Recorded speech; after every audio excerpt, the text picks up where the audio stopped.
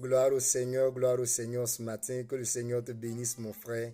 Que le Seigneur te bénisse ma soeur dans le puissant et précieux nom de Jésus. Je veux vraiment partager avec toi une parole de l'Écriture dans le livre de Romains, le chapitre 8, à partir du verset 14 qui dit « Car tous ceux qui sont conduits par l'Esprit de Dieu sont fils de Dieu. Et vous n'avez pas reçu un esprit de servitude pour être dans la crainte. Mais vous avez reçu un esprit d'adoption par lequel nous crions Abba Père. L'Esprit lui-même rend témoignage à notre esprit que nous sommes enfants de Dieu. En effet, mes frères, nous avons reçu le Saint-Esprit, qui est une promesse que le Seigneur a faite à l'Église.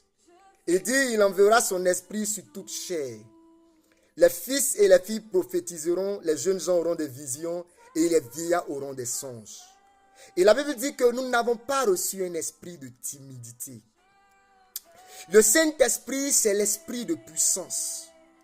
C'est l'esprit de force, c'est l'esprit de sagesse.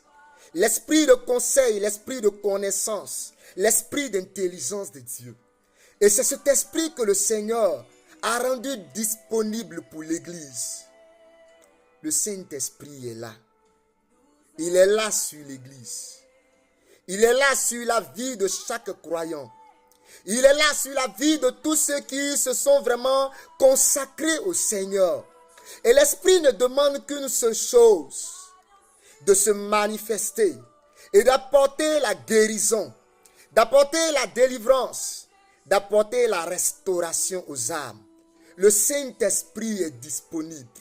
Il dit, quand il sera venu, il fera de nous les témoins de Christ. Dans toute la Jérusalem, dans toute la Judée, dans toute la Galilée, jusqu'aux extrémités de la terre. Et le Seigneur a rendu son esprit. Il a rendu son esprit disponible. Cet esprit-là fait de nous des fils. Des personnes qui peuvent s'adresser au Père et en l'appelant Abba. Pour dire que nous sommes devenus des fils de Dieu. Nous sommes devenus des personnes qui sont intimes au Seigneur. Le Saint-Esprit, mon frère, est là. Il veut prendre possession de toi.